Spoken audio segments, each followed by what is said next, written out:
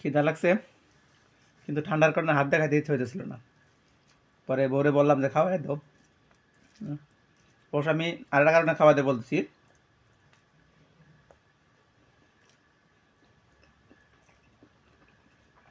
সেটা হচ্ছে আমি মাছে কাটা বাঁচতে পারি না।